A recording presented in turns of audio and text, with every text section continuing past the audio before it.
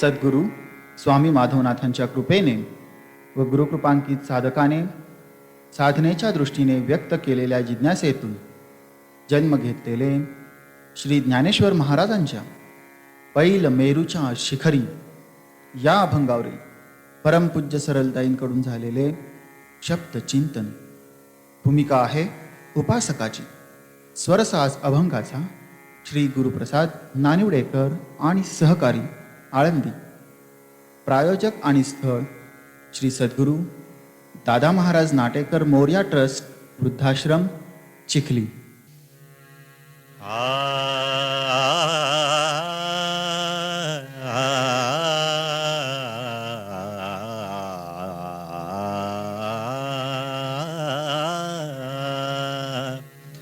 पैल मेरूच्या शिखरी शिखरी, पैल मेरूच्या शिखरी शिखरी, पैल मेरूच्या शिखरी.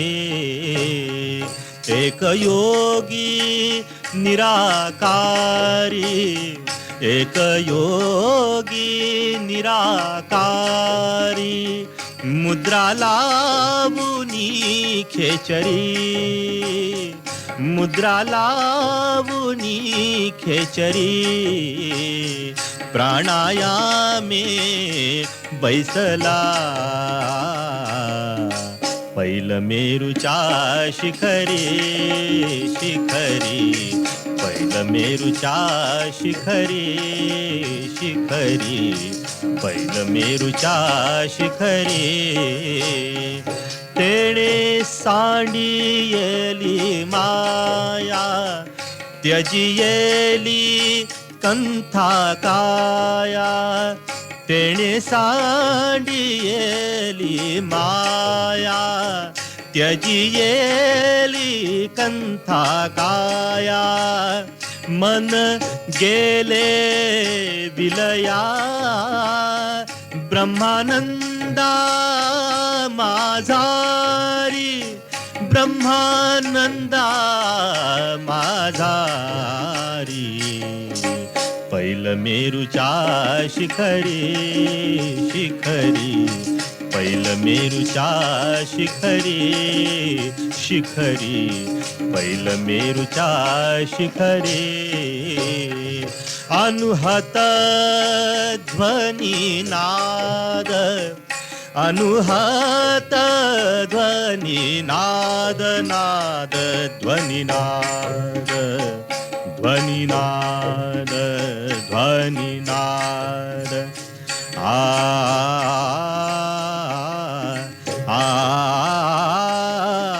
ध्वनी नाद, ध्वनी नाद, अनुहात ध्वनी नाद. तो पावला परमपद, उन्मनी तुर्या विनोदे. छंदे छंदे डुलतसे, छंदे छंदे, छंदे छंदे डुलतसे डुलतसे. पैल मेरूच्या शिखरी शिखरी, पैल मेरूच्या शिखरी शिखरी, पैल मेरूच्या शिखरी. ज्ञान गोदावरीचे तीरी, स्नान केले पांचाळेश्वरी. ज्ञान गोदावरीचे तीरी, स्नान केले पांचाळेश्वरी. ज्ञानदेवांच्या अंतरी,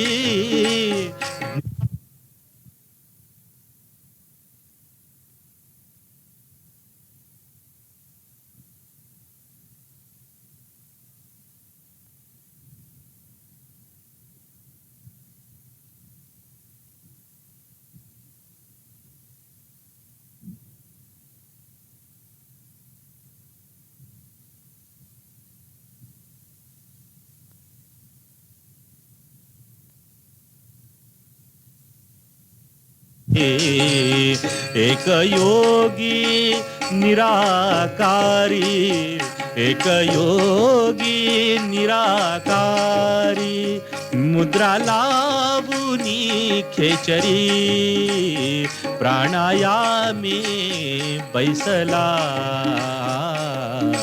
पैल मेरूच्या शिखरे शिखरी पैल मेरूच्या शिखरे शिखरी पैल मेरूच्या शिखरे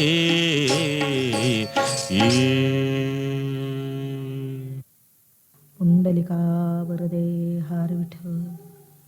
श्री ज्ञानदेव तुकाराम. श्री ज्ञानेश्वर महाराज की जय. मूकं करोति वाचालं पंगुं लंघयते गिरिं यत्कृपातमहं वन्दे.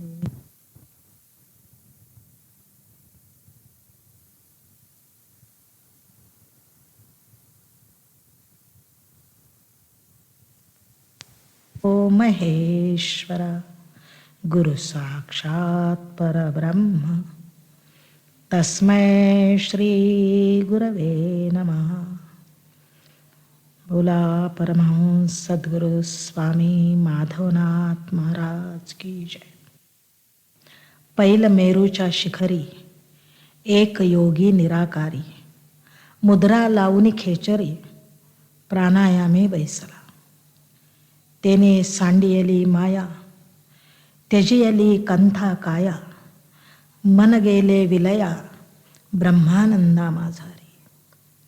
अनुहात ध्वनी नाद तो पावला परमपद उन्मनी तुर्या विनोदे छंदे छंदे डुल्लतसे. ज्ञान गोदावरीच्या तीरी स्नान केले पांचाळेश्वरी. ज्ञानदेवाच्या अंतरी दत्तात्रेय योगिया पैल मेरूच्या शिखरी. जगद्गुरु श्रीमंत संत ज्ञानेश्वर माऊलींच्या अभंग गाथेतील एक अभंग. ज्ञानोबांची वाणी मनाला मोहिनी घालते, भावनेला भुरळ पाडते, अंतरंग अधिकाऱ्याला त्यात डूब द्यायला शिकवते. अर्जुना अनंत सुखाच्या टोही एक सरू तळूची घेतला जिही मग स्थिराहुनी तेही तेची झाले. ज्ञानदेव भक्त म्हणून जेवढे मोठे तेवढेच ज्ञानराज माझी योग्यांची माऊली. योगियांची माऊली. हठयोगाला भक्तिपंथाची जोड देऊन सहज साधनेमध्ये वारकरी संप्रदायाला सुस्नात करून भगवंताच्या समाधी साक्षात्काराचा साक्षात अनुभव ज्ञानदेव ज्या साधनेतून देतात तीही साधना. त्यामुळेच योगियांचा महान मेरुमणी असणाऱ्या ज्ञानदेवांनी आपले काही अनुभव शब्दांच्या द्वारा अभंगात प्रकट केले. 6वा ज्ञानेश्वरीचा अध्याय गीतेच्या श्लोकाला धरून टीका झाली. तथापि अभंगामध्ये ज्ञानदेवांना स्वातंत्र्य होतं आणि स्वयं स्वतःच्या अनुभूतीचे स्वये सुखाचे आले अनुभव एक एकीपाशी सांगतील भाव असे आतले भाव ज्ञानदेवांनी अभंगामध्ये प्रगट केले. ते करीत असताना श्री ज्ञानेश्वर महाराजांची स्वतःची जी शैली आहे ती सहज त्यात येऊन गेली. वाचे बर्वे कवित्व, कवित्वी बर्वे रसिकत्व, रसिकत्वी परतत्व स्पर्श जायचा. सुंदर शब्द, त्या शब्दांना रसिकत्व, त्या रसिक शब्दांना परतत्वांचा स्पर्श. सोनं, सोन्याला सुगंध आणि स्वाद प्राप्त व्हावा तसे ज्ञानदेवांचे शब्द योगाची अनुभूती बोली आरोपाचे रूप दावीन अतिंद्रिय परी भोगविन इंद्रिया करवी. जे अनुभव, जी प्रचिती, जो प्रत्यय फक्त मौनाने अनुभवायचा असतो. यतो वाचो निवर्तन्ते अप्राप्य मनसास. तुका म्हणे वाचा झाली कुंठित पुढे झाले चित्त समाधान. जिथे शब्द संपतो, मावळतो तिथे शब्दांची उभारी घेऊन ज्ञानदेवांनी शब्द जगवले. शब्द हा बहुसाल उपकारांची राशी म्हणून चालविला मागे येतील त्यासी. मागुनी आली वाट सिद्ध ओळली तैशी तरले तरती तरतील अनेकही विश्वासी. म्हणून योग साधनातले काही गोड अनुभव ज्ञानदेवांनी शब्दबद्ध केले आणि इंद्रियांच्या प्रचितीला आणून दिले. बोल इंद्रिय लागे कळंबा एकमेका अशी आपलीच स्वतःचीच एक समर्थ उक्ती त्यांनी सार्थ करून दाखवली. असे काही त्यांचे अभंग आहेत. त्यातला हा अभंग जे त्यांनी नाथपंथामध्ये अनुभवलं, जे त्यांना गहिनीनाथांच्याकडनं मिळालं, ज्यासाठी त्यांचा इथे योगी असून भक्त म्हणून इहलोकी संतभूमी म्हणून अवतार झाला, त्या ज्ञानदेवांनी आपला एक अभंग इथे लिहिताना सहज सोपा सद्गुरू निवृत्तीनाथांच्या आज्ञेने प्रगट गुह्य बोले विश्वब्रह्माचे केले. प्रगट गुह्य बोलून दाखवला. अधिकारी साऱ्याच व्यक्तींना, अनुग्रहित साऱ्याच साधकांना, सद्गुरुपद प्राप्त झालेल्या सर्व सिद्धांना या सर्वांच्या अनुभूती आहे. अलीकडच्या साध्या साऱ्या सामान्य पायऱ्या सोडून ध्यान साधनेला बसणाऱ्या प्रत्येकाची जी अनुभूती एकच आहे जगतामध्ये, तो कुठल्याही संप्रदायाचा आणि कुठल्याही पंथाचा असो, पण जे मार्गीचा कापडी महेशू अजून ज्या वाटेने आदिनाथ चाललेत, पहिलं इंजन आदिनाथांचं आणि पाठीमागे हे सारे डबे. लौकिक अर्थाने योग ही स्थिती आहे, गती आहे, त्यात क्रमांक नाही आहे. मुक्कामाला पोचलं तरी चालणं परत आनंदाचं आहे. किंबहुना ज्ञानदेवांनी ते सुलभ केलं. ज्ञानदेवांच्या अगोदर हा आनंद आपल्या आनंदात डुबून जाऊन भोगणारे अनेक सद्गुरू होते. अर्थाचे निवोर असे कारुण्य सिंधू असणाऱ्या ज्ञानदेवांनी कमलकलिका धालेपणे हृदयाच्या मकरंदाते राखो नेने दे राया रंका पारणे आमोदाची अशी आपली अनुभूती सर्वांना प्रगट गुह्य बोले म्हणून विश्वाला खुली केली. ज्ञानदेवांचे हे सांगणं किंबहुना श्रीनिवृत्ती ठेविले असे जे स्थिती ते काय देऊ हाती वाचेच्या शिवा शिवा सद्गुरू तुझला गुडा काय करू कोणाही निर्धारू धरू देतो सीमा. एवढी समर्थ आनंद वनभूमी आपल्या सद्गुरूंनी आपल्याला दिल्यानंतर पूर्ण हांते वेटलो सैंग आम्हीच दाटलो मा लोपलो ना प्रगटलो कोणाहुनी. पण त्या तृप्तीचे काही ढेकर, त्या धालेपणाचे काही एक हुंकार जिथे शब्दबद्ध झाला असे काही ज्ञानदेवांचे अभंग. त्यातला अभंग आहे पहिलं मेरूच्या शिखरी. प्रत्येक मानवाला ज्ञात आहे किंबहुना मानव हाच मेरुदंडाने तयार झालेला प्राणी. आपल्या पाठीचा कणा हा मेरुदंड. आज त्याची चिकित्सा आधुनिक साधुसंत सुद्धा करतात. हा मेरुदंड जितका ताठ असेल, सहज असेल, सरळ असेल, उन्नत असेल, मान पाठ कंबर ही स्थिर चित्त एखाद्या शुद्ध साधनेच्या भूमीवर 6व्या अध्यायाच्या जो सुंदर वर्णन आहे तेथे जेत स्मरतेने आदरे सबाह्य सात्विके भरे. सद्गुरूंचं स्मरण केल्याबरोबर इंद्रियांची कसमस मोडली जाते, विषयांचा विसर पडला जातो आणि मनाची घडी घडली जाते. बडे इंद्रिय येती मना मन एकवटे पवना पवन सहजे गगना मिळवची लागे. मन पवनाची घालून या गाठ गगनाची वाट दाखविली. शून्य निशून्याचे बीज महाशून्य अशी जे एक निराकार स्थिती. सहज मी आंधळा गा निज निराकार प्रंथे वृत्ती हे निवृत्त झाली जन न दिसे तेथे. सुखे मी निजलो गा तेथे शून्य सारोनी तेथे. शून्य बाजूला सारून ज्या निराकार प्रांतामध्ये झेप घ्यायची असते, ज्या आज्ञाचक्राच्या पुढे जाऊन अमृताच्या त्या तळ्यामध्ये विसावायचं असतं, जिथे भगवंताचं मिलन असतं. विघडले देव आणि भक्त जीव शिवपणे द्वैत तया देव भक्ता एकांत करीतो सद्गुरू. सद्गुरूंच्या कृपादृष्टीने प्रेम पाहण्याने त्यांच्या त्या मेहर नजरेने साधकाची कुंडलिनी जागृत झाल्यानंतर मेरुदंडातून ती ऊर्ध्वगामिनी बनून वर वर वर वर जी अधोमुख आहे विषांकडे धावत होती. उपस्थ आणि गुद यांच्याद्वारा आणि मुखातून रस आणि इतर काम विषय भोगण्यामध्ये लीन झालेली होती. ती सारी इंद्रिय अंतर्मुख होऊन गेली. मन प्राण एकत्र झाले. सहज आसनावर पद्मासनात बसलेल्या त्या साधकाचं मेरुदंडाच्या मणक्यातून मध्यमेतून त्याचा मार्ग सुरू झाला. ती कुंडलिनी जगदंबा चैतन्य चक्रवर्तीची शोभा ती चिमुटलेली सावध होते आपले 3.5 विळखे सोडते. औट हात सर्पिणी निजेली असे ती जागृत होते. आणि मग तिचा तो नृत्य, तिचा तो साधकाला मुग्ध करणारा, मत्त करणारा एक विलास चालू होतो. त्याची वाटचाल असते मेरुदंडात. मेरुदंडातून ह्या वाटचालीचं मनोहर वर्णन ज्ञानदेवांनी 6व्या अध्यायामध्ये मुक्तपणे केलेलं आपल्याला आढळतं.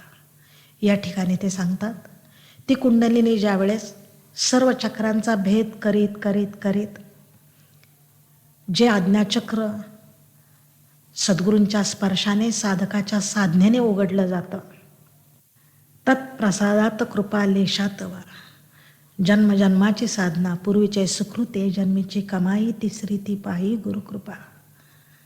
भले मग रामकृष्णांनी विवेकानंदांच्या मेरुदंडाच्या पाठीशी पाय लावल्यानंतर विवेकानंद जसे ओरडले, अहो तुम्ही मला हे काय करताय, मला आईन वडील आहेत ना. अशा विलक्षण ट्रान्समध्ये नेणारी, आनंदात नेणारी, तो एक स्पर्श हृदयचे ते हृदय घालणारी, तो जो प्रवास सुरू होत असतो तो या पाठीच्या कण्याच्या ताठतेने असतो. म्हणून परमार्थसुद्धा स्वाभिमानाने ताठ राहायला शिकवतो. पण हा ताटा अहंकाराचा नसतो.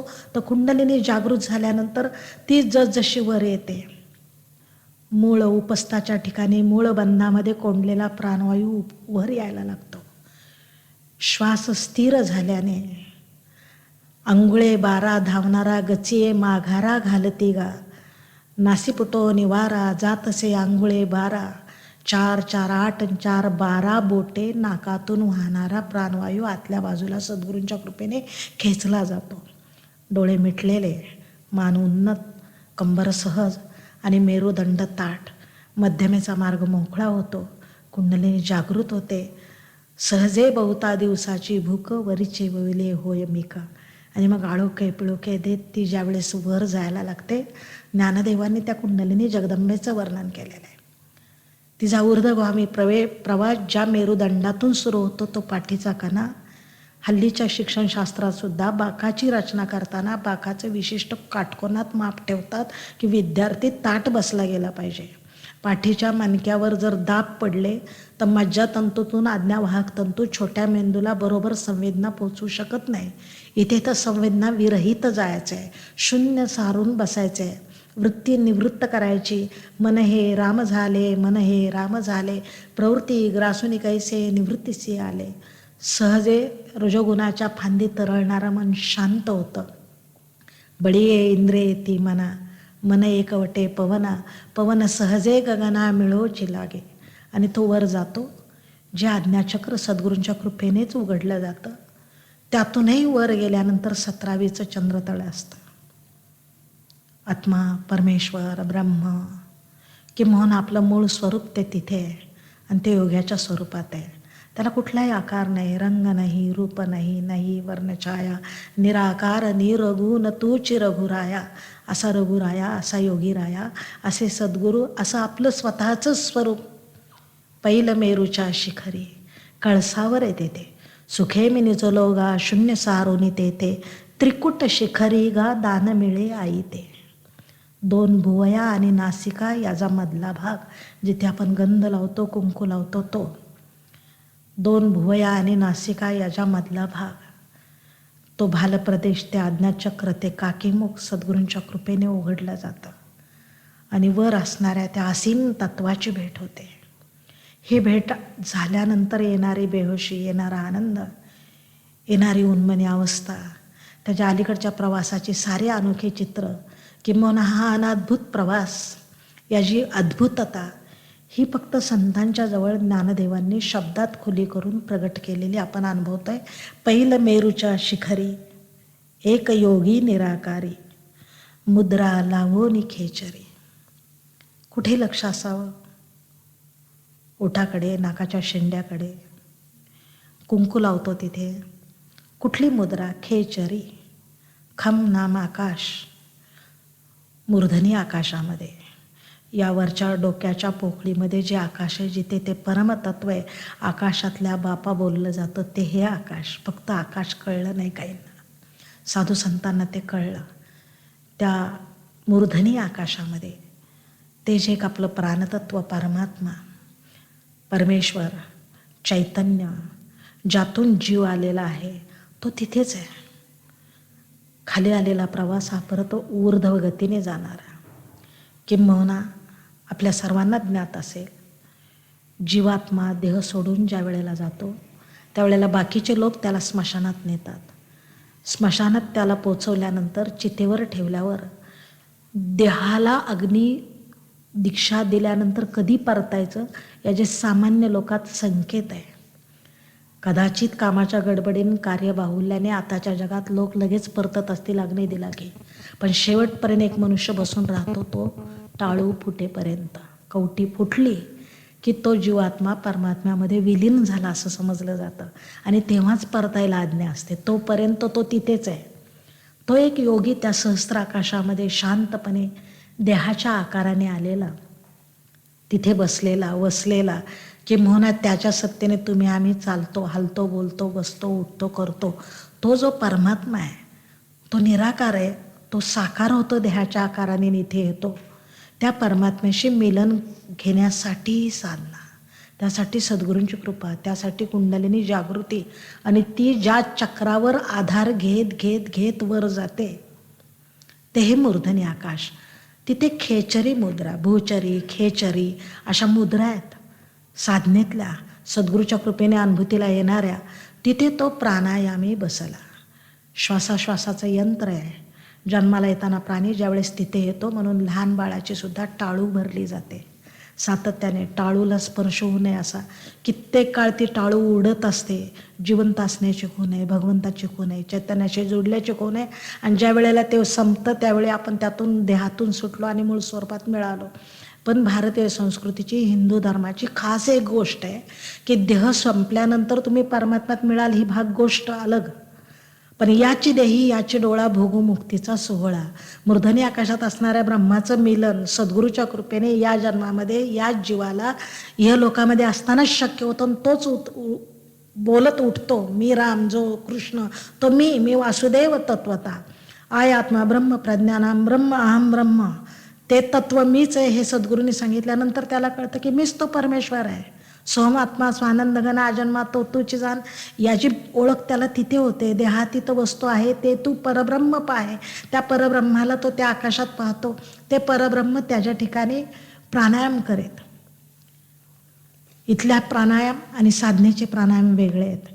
ते श्वास त्यांनी जितके मोजून दिलेले आहेत, एका दिवसाचे 21,600 असे, महिन्याचे असे, वर्षाचे ना असे 125 वर्षाचे प्रत्येक मानवाला नेमून दिलेले श्वास, तेवढे प्राणायाम, तेवढे घेत तो योगी तिथे बसलेला आहे. आणि त्याची भेट जीव त्यासाठी व्याकुळ आहे. किंबहुना जशी नदी सागराला मिळायला धावते तसं आपल्या आयुष्यामध्ये आपण सुद्धा एक अनामिक ओढ असते, फक्त आपल्याला कळत नाही. सद्गुरू स्थिर करतात.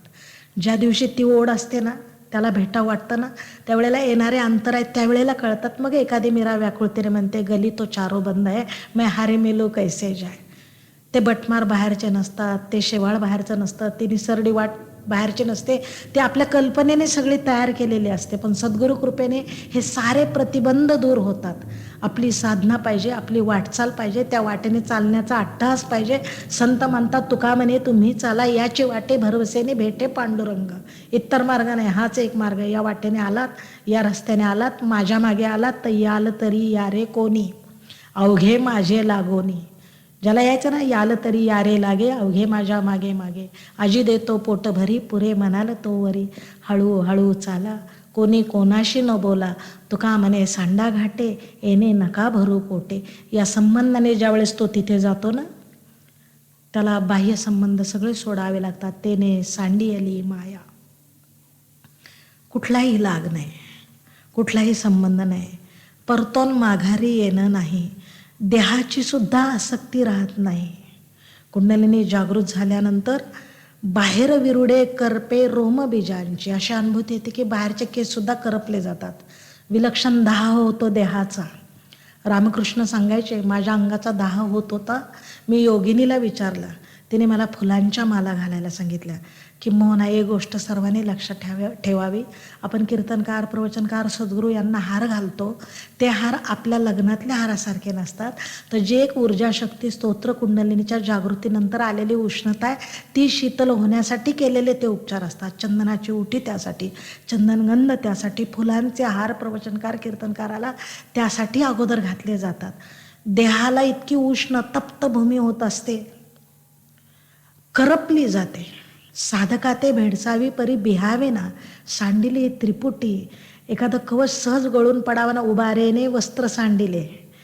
उकडणाऱ्या माणसाने जसा सहज शर्ट काढून ठेवावा तसा देह काढून ठेवला जातो. अशी अनुभूती अनेक योग्यांनी घेतली की साधनेत देह ठेवले तर ते इतरत्र गेलेले आहेत, आलेले आहेत. या सगळ्या विलक्षण वेगळ्या गोष्टी त्या अनुभूतीतनं प्रत्येकाला कळतील. कसे बोटाने दाखवू तुला, घे अनुभव गुरुच्या मुला. पण सगळं मी ज्ञाता ज्ञान नेय, सांडिली त्रिपुटी, दीप उजळला गटी, कापुराच्या वाती उजळल्या ज्योती, ठाईचं समाप्ती झाली जैसी. आणि मग अशा अनुभूती येते की चंदन जेवी भरला. चंदनाचं फूल म्हणजे सगळ्यात चंदन. तसा देह अवघा परमात्मा होऊन जातो आणि देहाची जी अलीकडची आसक्ती आहे, स्थूल देहाची, ती सगळी संपून जाते. सूक्ष्म देहाची संपून जाते, कारण देहाची संपून जाते आणि महाकारण देह वेगळ्या अवस्थेत यायला लागतो. तेने सांडियली माया त्यजेली कंथा काया. मन राहिलं कुठे? मन हे राम झाले, मन हे राम झाले. मनाचं मन पण संपून गेलं तेव्हा मनासी मनपन नसपुरे, इंद्रियांचे रश्मी माघारे. मन राहतच नाही. मेहर बाबांना बाबाजांनी हे दान दिलं होतं. कॉलेजला जाणारे मेहर बाबा सायकलवर वाड्याला निघाले होते आणि बंड गार्डनच्या पुलावर बाबाजान झाडाखाली बसल्या होत्या. चटकन उठल्या. पात्र होता, ओतायचं तिथेही पात्रता असावी लागते, घेणाऱ्याचाही अधिकार असावा लागतो, देणाऱ्याने दिलं तर. स्वामी सद्गुरूंच्याकडे एका फार थोर अधिकारी व्यक्तीने रामटेकला प्रश्न विचारला होता की तुमच्या अवतीभोवती छोटी छोटी मुलं ही सहज ट्रान्समध्ये जातात, त्यांच्या वेगवेगळ्या क्रिया होतात. मी इतकी वर्ष साधना करतो स्वामीजी, मला हे का होत नाही? स्वामीजी बोलून गेले लगेच, गुरुद्रोह घडलाय ना, हे लगेच कसं मिळेल? मागच्या जन्मी गुरुद्रोह घडला तर या जन्मी मिळत नाही. सद्गुरूंचा तो आनंद स्वीकारायला सुद्धा देह मन बुद्धी तयार असावी लागते आणि हृदय तर त्याहून चांगलं तयार असावं लागतं. मेहरबाबांसारखे पात्र अधिकारी व्यक्ती आल्याबरोबर बाबाजांना वाटलं आपलं सर्वस्व यांना द्यावं. त्या झाडाखालनं उठल्या, सायकलला आडवं येऊन त्यांनी हँडल धरले. मेहरबाबांची पुस्तकं पडली. पारशी विद्यार्थी गोरा उंचापुरा धिप्पाड, बाबाजान नाजूक शरीराच्या, स्त्री देहाच्या, झाडाखाली सतत साधना करणाऱ्या, पण त्यांनी आज्ञाचक्राच्या ठिकाणी त्यांचं चुंबन घेतलं. शक्तिपाताचे प्रकार आहेत. पदस्पर्शाने होतो, अंगुली स्पर्शाने होतो. क्वचित काही अधिकारी व्यक्तींच्या वेगळ्या, आपल्याला ज्ञात नसेल तर कळलं नाही म्हणावं, पण त्यांनी त्यांच्या माथ्याचं अवग्रहण केलं. मातेच्या ममतेने मेहरबाबा त्या क्षणाला जे स्वतःची शुद्ध हरवली ते 12 वर्ष फिरत होते. रामकृष्णांनी विवेकानंदांना दिल्यानंतर विवेकानंद जे त्या आनंदात गेले, अहो तुम्ही मला काय करताय, मला आई वडील आहेत ना, तोपर्यंत संपले ते नरेंद्र. विवेकानंद फक्त उरला होता रामकृष्णांचा आणि रामकृष्ण विलक्षण खुशीमध्ये हसत होते की त्यांना कार्याला एक शिष्य मिळालेला होता. या संताचे हे देणे कल्पतरू हुनी दुने, परिसा परिसा आघाद देणे, चिंतामणी टेंगणा.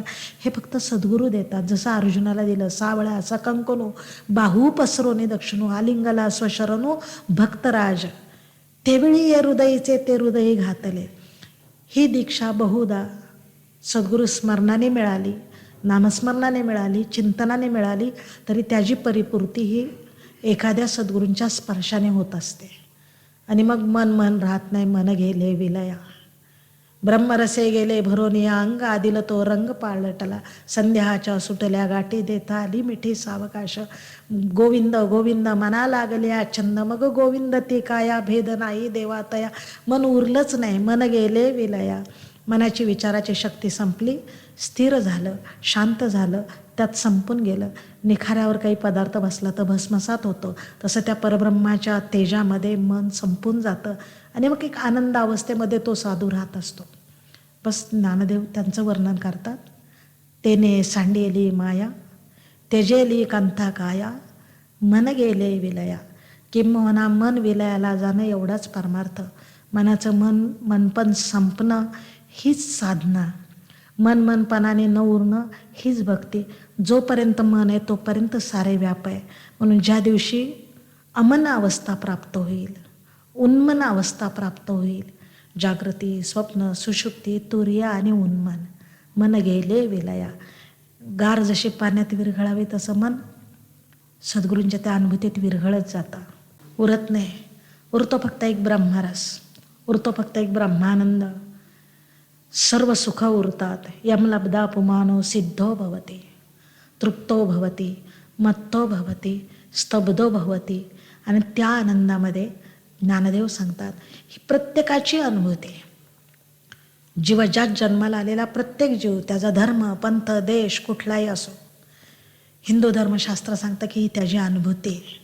हा अनुभव तो घेऊ शकतो. जसं सगळ्यांचं रक्त ए बी निगेटिव्ह पॉझिटिव्ह गटाचं असतं, तशा प्रत्येक जीवाची तो देश, पंथ, प्रांत कुठेही नाही, फक्त समर्थ सद्गुरू हे देणारे भेटले पाहिजेत. ज्ञानेश्वर महाराजांनी तो अनुभव घेतला होता. आणि मग पहिलं मेरूच्या शिखरी मूळबंधातून सुरू झालेला प्रवास. राम राम स्मरा आधी, लाहो करा गाठ घाला मूळबंदी, सांडा वाहू गिया उपाधी, लक्ष लावूनी रहा गोविंदी गा.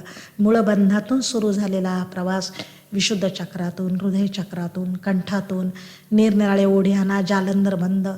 ज्ञानेश्वरी त्याचं इतकं विलक्षण वर्णन आहे की हा अभ्यास आपोआप होतो, करावा लागत नाही. तया सुखाची आयसी जाती, जे आपणचे धरे विश्रांती. मेहर बाबा तेव्हा जे उन्मन झाले फिरत राहिले ते शिर्डीच्या साईबाबांच्या तिथपर्यंत गेले होते. तिथून उपासनींच्याकडे आले. त्यांनी लांबून त्यांना दगड मारला. अरे काय आनंदात आहे. तो दगड इथे लागल्यावर परत ते आई लोकांमध्ये आले. हाय कंबक्त तुने पिई नाही. अरे तू हा अनुभव घेतला नाही तर तुला कळणार नाही. एरवी अवघी गोटी होईल मुख्या बहिऱ्याची. जो या आनंदाने मत्त झाला, जो या आनंदाने खुश झाला, जो या आनंदात स्वतःला विरून गेला ना, त्याला थोडीफार ह्याची कल्पना आली. एरवी अवघी गोटी होईल मुकया बहिऱ्याची. एखाद्या बहिऱ्यापुढे गाणीव चांगलं केलं तर त्याला उपयोग नाही. मकरंदानात कणाचा चारा, नेनता घाला दरदुरा, अशा अवस्था होईल. म्हणून तुका म्हणे येथे पाहिजे जातीचे साधक असला पाहिजे, सद्गुरू कृपांकित असला पाहिजे, थोडा चालणारा असला पाहिजे, गतजन्मी काही साधना असली पाहिजे. तर तो जर याच्यात आला ना तर त्याला सगळं सोडून द्यावं वाटेल. तेने सांडी येले माया. नव्हे सुटतं. आमच्या गोपी गोरस विकायच्या, म्हणजे घ्या गोविंद घ्या गोपाल बोलायच्या. त्यांची कुंडलिनी जागृत होती. त्या पहिलं मेरूच्या शिखरी पोचलेल्या होत्या. त्यांना कळत नसायचं मै बोली घर जाणे वाट, गोरस बेचणे हाय आट. तिला तो पहिलं मेरूच्या शिखरावर असणारा योगी दिसला की तिची अनुभूती आपोआप अशी व्हायची की तिचं सारं विसरलं जायचं. तेने सांडियली माया. यातला सांडियले शब्द सुंदर आहे. सोडली नाही, सांडली. भरल्यानंतर पाणी सांडतं ते निराळं आणि ओततो ते निराळं.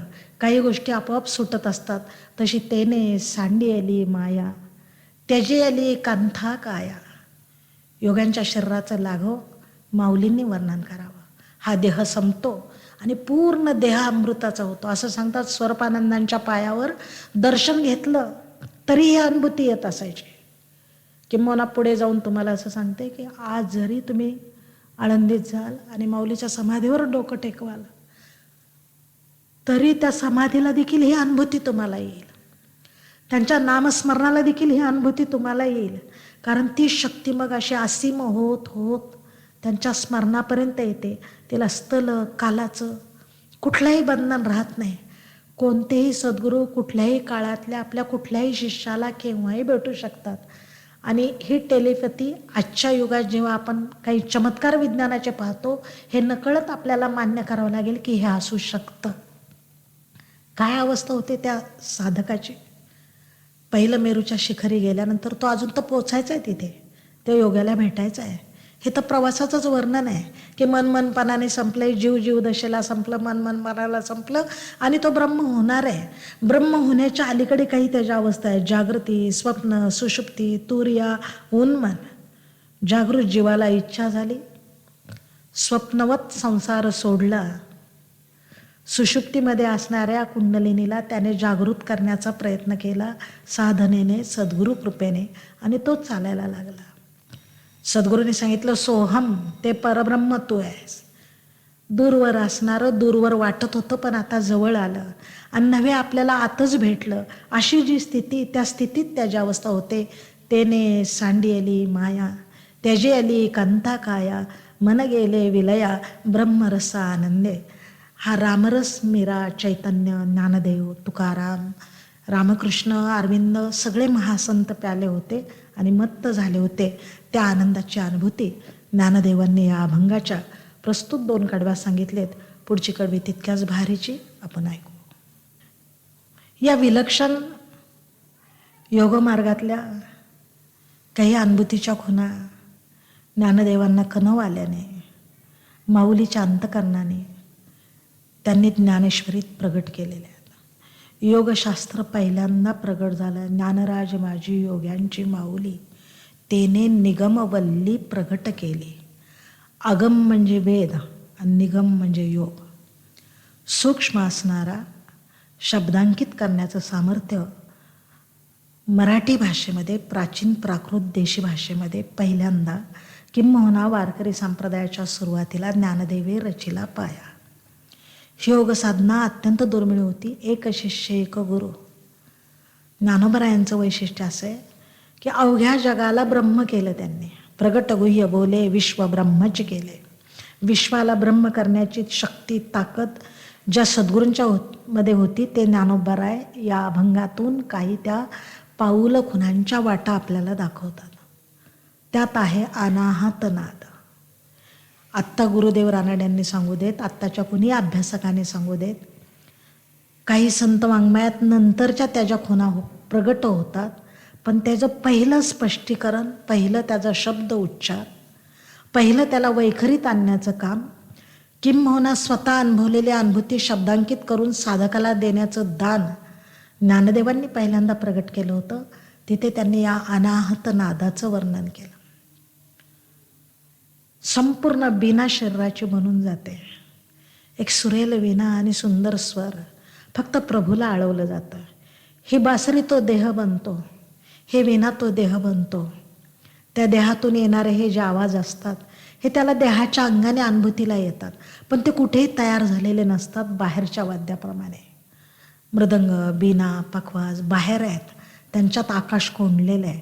पण जेव्हा मूळ मेरूच्या शिखरी गेल्यानंतर तिथल्या आकाशातून शब्द हा आकाशाचा ध्वनी आहे.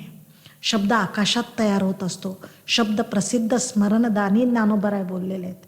हे अनाहत शब्द त्या त्या चक्रावर कुंडलिनी तिथे तिथे स्थिर झाल्यावर अनुभूतीला येतात.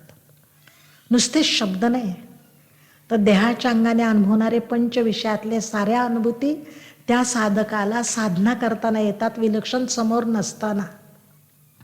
आणि इथे आपल्याला थोडंसं गोड वाटतं.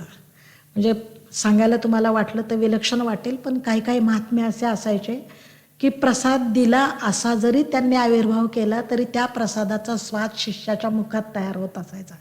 तो आता पेढा खात, पेढा खाल्ल्याची अनुभूती त्या शिष्याला खरोखर येत असायची. यात जादू नाही, यात चमत्कार नाहीत. ती कुंडलिनी जगदंबा प्रगट झाल्यानंतर ज्या चक्राजवळ थांबेल त्या त्या वेळेला तिथे तिथे तसे तसे नाद, ध्वनी ऐकायला येतो. काही शब्द ऐकायला येतात, काही रूप दिसायला लागतात, काही गंध अनुभूतीला येतात. शब्द, स्पर्श, रूप, रस, गंध यांची अनुभूती देहाच्या पलीकडे जाऊन, इंद्रियाच्या पलीकडे जाऊन, यो बुद्धे परस्तु सहा, कुठल्याही इंद्रियांच्या माध्यमाच्या व्यतिरिक्त ती अनुभूती यायला लागली तर ही प्रगतीची खूण आहे. इथे मानवपण सोडून शिवस्वरूपाला प्राप्त झाला, जीवदशा सोडून शिवस्वरूपाकडे निघाला. याचे काही पाऊलखुणा आपल्याला पाहायला मिळतात. नुसते इंद्रियाने जगतात ते पशु, इंद्रियात विचाराने जगतो तो मानव, आणि इंद्रियाशिवाय त्या सगळ्या अनुभूती जगत असतो तो योगी असतो. सद्गुरु कृपेने ती अवस्था आपल्या अनुभूतीला येत असते. तिथे या देहाचं माध्यम उरत नाही, तिथे या इंद्रियांचं काम उरत नाही. इंद्रिय विषय विसरली काम, इंद्रिय विषय विसरतात तरी देखील अनुभूती यायला लागतात. म्हणून ज्ञानोबरायांनी अनाहताच्या काही आवाजांची अनुभूती प्रथमतः अगदी प्रारंभिक स्वरूपामध्ये, प्रारंभिक अशासाठी की ज्ञानदेवांच्या नंतर जेवढे काही संत योगी होऊन गेले त्या सर्वांनी, आणि ज्ञानदेवांच्या अगोदर जे काही ग्रंथ होते आपले योगशास्त्रावरचे, त्यात या अनुभूतीचं वर्णन प्रथमतः केलेलं आहे. म्हणून आवाज ही अनुभूती पहिल्यांदा, रूपदर्शन ही दुसरी, स्वादाची तिसरी, गंधाची चौथी, आणि 5वी तेजाची ही दर्शन अनुभूती त्यावर यायला लागते. यावेळचा योगी त्या योग्याचं दर्शन घेत असताना अजून तो त्या योगी स्थितीपर्यंत पोहोचला नाही, पण त्या वाटेने चाललेला आहे. जसं की आपण पुण्याचं तिकीट काढलं आणि एस-टीत बसलो तर पुण्याला पोहोचलं असं होत नाही, मध्ये काही स्टेशन्स असतात. तसे आपण जात जात मग पुण्याला पोहोचतो. तसं जरी आपण मेरू शिखराच्या त्या दंडातून, मध्यमेतून, सुषमनेतून इडा पिंगळात टाकून सांडवनी दक्षिण वाम प्राणापान सम चित्तासी योमगामी करती, त्या आकाश मार्गाने जरी आपण निघालो, मनोमार्गे गेला तो तेथेची मुकला, तो जरी मुकत असला तरी त्याला इंद्रियांतीत अशा काही ज्या अनुभूती येतात त्या ज्ञानदेवांनी या अभंगामध्ये सांगितलेल्या आहेत.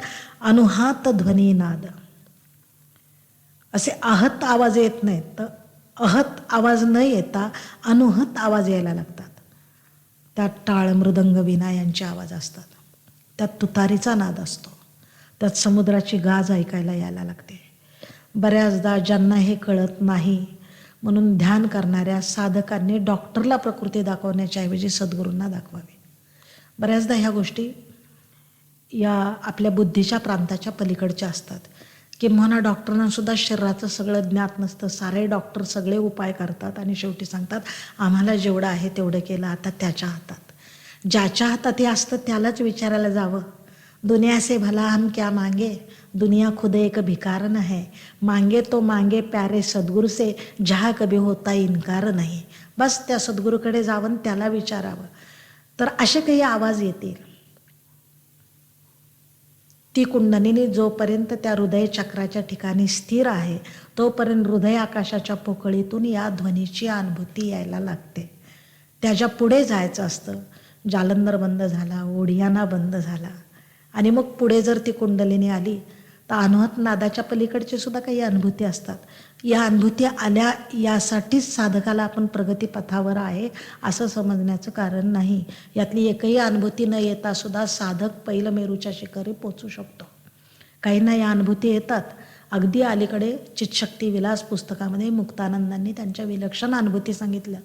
हा प्रवास इतरांना अगम्य वाटतो, त्यांच्या बुद्धीच्या कक्षेच्या पलीकडचा असतो, न कळणारा असतो. संसारसुद्धा कळत नाही तर परमार्थ हा कधी कळायचा आणि हा अवर्णनीय प्रवास कधी समजायचा. पण ज्ञानोबरायांनी कृपाळूपणाने कोणी साधना करत असेल आणि या आवाजाची अनुभूती घेत असेल, मग घनु वाजे घुन घुना हे अनुभूती यायला येते. गुळगुळा वाजती टाळ असा अनुपम रसाचा कल्लोळ ज्ञानदेवांच्या अंतरी उमलून येत असतो. हे आवाज आतून आल्यामुळेच ज्ञानदेवांच्या गीताला गोडी लाभलेली. किंबहुना सांगायला एक सहज यातली कथा की ज्या वसंतराव देसाईंनी अनुपम चाली गीतांना बांधल्या, त्यांना एकदा प्रश्न विचारला होता की इतकं सुंदर सुंदर संगीत तुम्ही काही गीतांना देता, आता काही गीतं तुम्हाला माहीत असतील प्रवचनामध्ये आपण ती बोलावी न बोलावी अशा दृष्टीने बोलत नाही किंवा विस्तार विषयांचा करायला नको अशा दृष्टीने, पण गीतांना इतक्या सुंदर तुमच्या चाली बसतात, हे संगीत आतून येतं, हे कसं येतं तुम्हाला, सुचतं कसं, असा प्रश्न एक जणाने विचारला. काय द्यावं देसाईंनी उत्तर? त्यांनी उत्तर दिलं, त्याचं कारण असं आहे की जेव्हा प्रभातने संत ज्ञानेश्वर चित्रपट पहिल्यांदा बनवला माहीत आहे का? हो. त्याच्यामध्ये रेड्याचं काम कोणी करायचं चाललं होतं. मग मी बोललो की मी तो रेडा होईन आणि तो रेडा झाल्यानंतर ज्ञानदेवांनी माझ्या तोंडात देऊन ऋग्वेद जो म्हणायला लावला त्यातून या संगीताच्या चाली माझ्या आतून येतात. तो ज्ञानदेवांचा स्पर्श. असं अद्भुत संगीत ऐकायचं असेल ते कोणी सामान्य तुम्हाला नाही ऐकवणार. सामान्य तुम्हाला ऐकवतील अलीकडचे गाणे रिमिक्स केल्यासारखे, सगळे गीतं रिमिक्स केल्यासारखे, कुठलेही नाद नाही, वाद्य नाही, काही नाही, तरी त्या ध्वनीची अनुभूती ज्यावेळी आतून यायला लागते ना, मग तो आवाज, ती अनुभूती, त्याने येणारं बेहोशपण, त्याने येणारी एक अवर्णनीय स्थिती ज्ञानोबराय अभंगात वर्णन करतात. अनुहात ध्वनी नाद तो पावला परमपद. ते ध्वनी ऐकता ऐकता ते ध्वनीसुद्धा संपले पाहिजेत. ते शब्द सांडोनी बैसला तो मौनी म्हणावा भला, योगाभ्यासाचा गलबला या कारणे शिष्या एकांती बैसावे. म्हणून जे समर्थ शिष्याला सांगतात धरावे सोडावे प्रभंजनासी, जे समर्थ सांगतात ते नाद ऐकायला पाहिजे, तेच समर्थ पुढे पुढे यातली वाटचाल सांगत असताना सांगतात ते शब्द सांडोनी बैसला तो मौनी म्हणावा भला. किंवा अशी अवस्था येते की सारे वैखरी मनोनी माझी वैखरी मौनाचे ही मौन धरी पानियावरी मकरी रेकली जैसी. वाचा संपून जाते, शब्द संपले जातात, ऐकण्याचं सुद्धा संपून जातं, पाहण्याचं संपून जातं, स्वादाचं संपून जातं.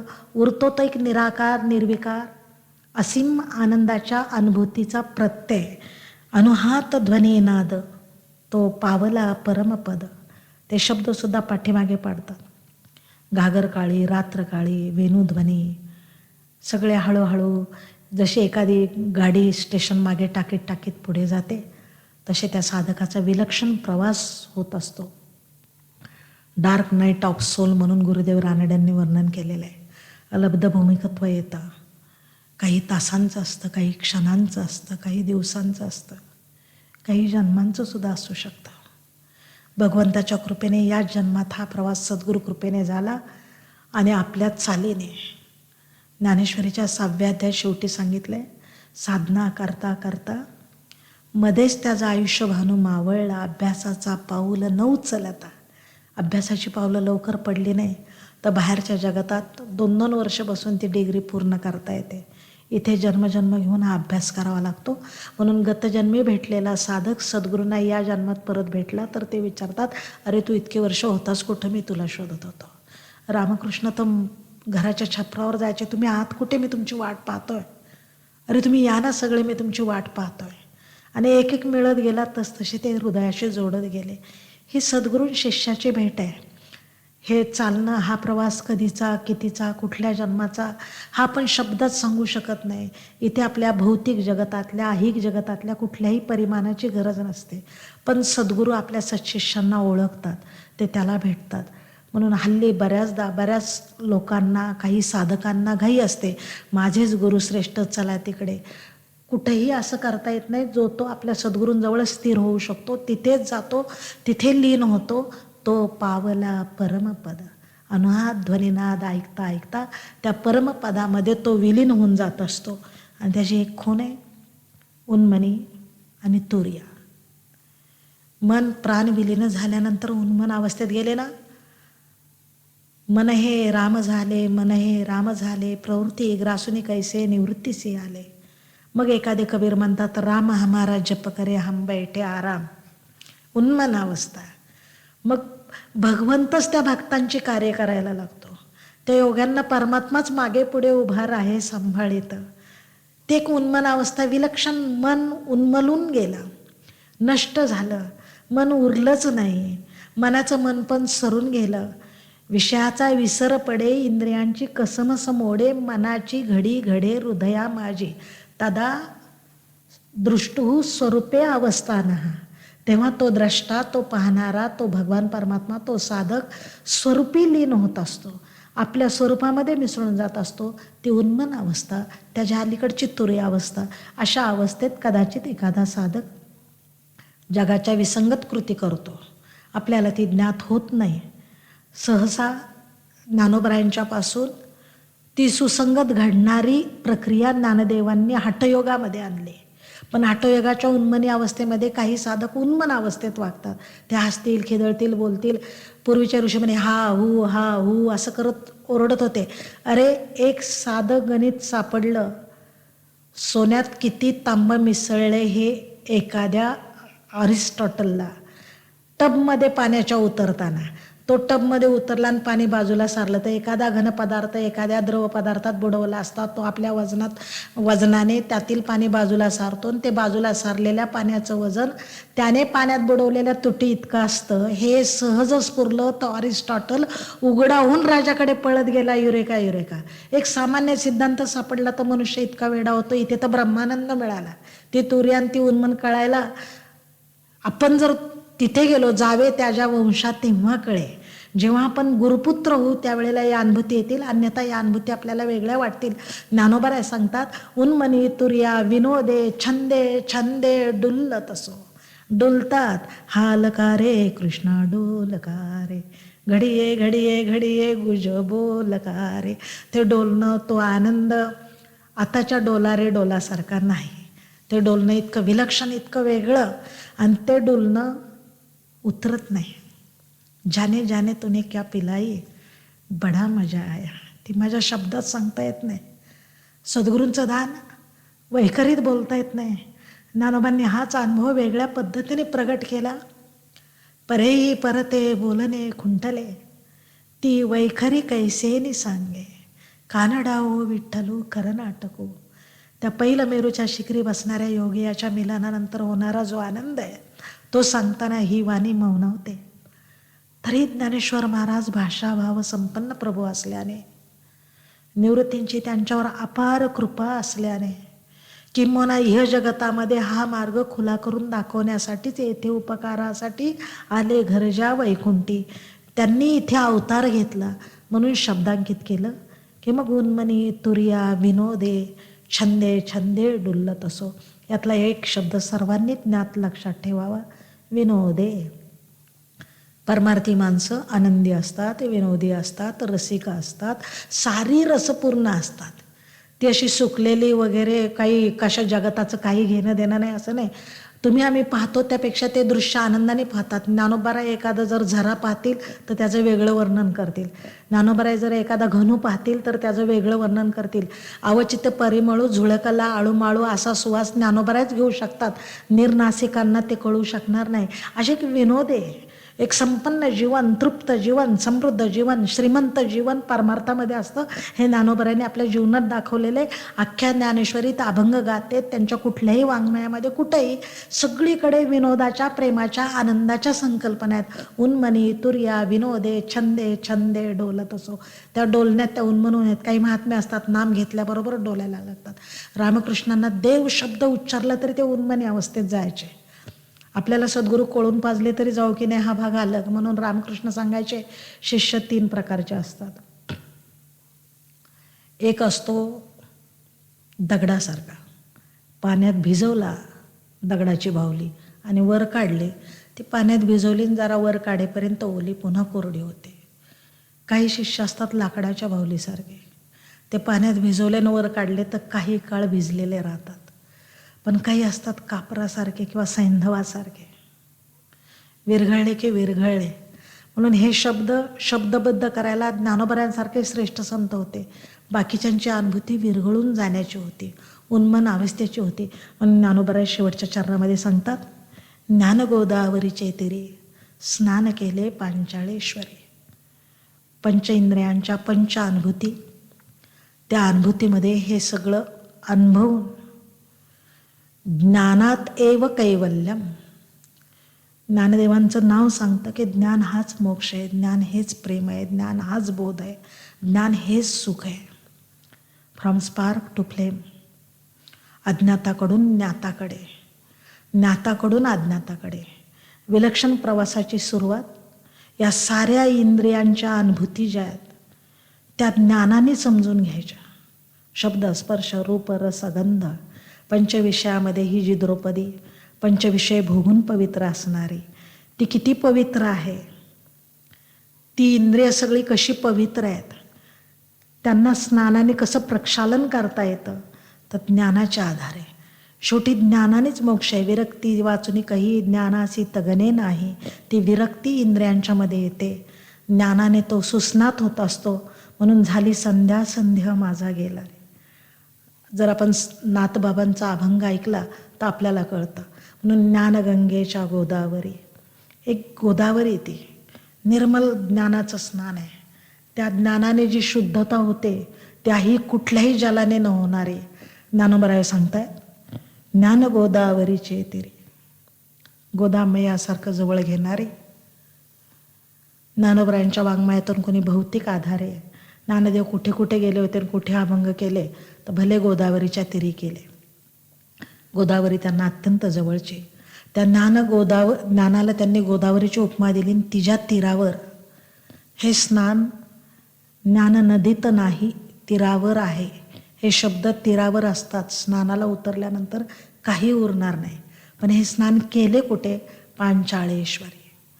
पंच इंद्रियांच्या अनुभूतीतून या सगळ्याचं ज्ञान प्राप्त झाल्यानंतर ज्ञानदेव म्हणतात, ज्ञानदेवाच्या अंतरी दत्तात्रय योगी शिवभूमिकेत नाचणारे ज्ञानोबराय दत्तात्रयांचं इथे वर्णन करतात.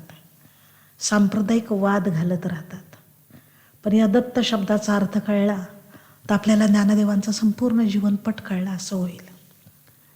आता ज्ञानदेवांच्या अंतरी कोण प्रगट झालं? दत्तात्रय. दत्तात्रय देवता याने देणारी देवता, येणाऱ्या प्रत्येकाला देत राहणारे.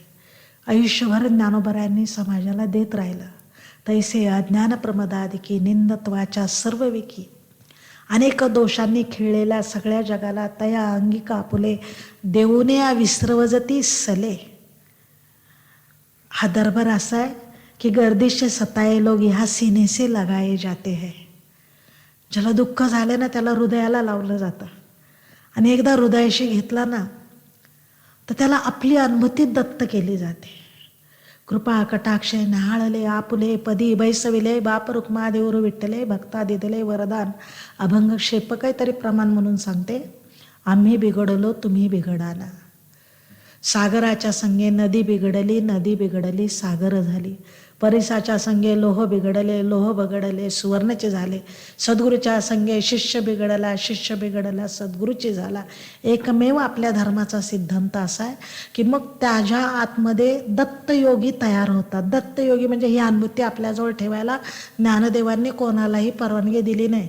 फक्त योग्य वेळ काळ स्थळ आल्यानंतर हे ज्ञान तुम्ही खुलं करा. पात्र अधिकारी व्यक्तीच्या जवळ द्या. ज्याच्याजवळ दिलं ना तैसा भक्तासी भेटी करी जो, तैसा गीतेसी भेटी करी जो आदरेसी तो देहापाटी मजसी एक चोर. किंबहुना आपल्या अवघ्या जीवनाचं सार ज्ञानदेवांनी ह्या आनंदाचं दान देणं.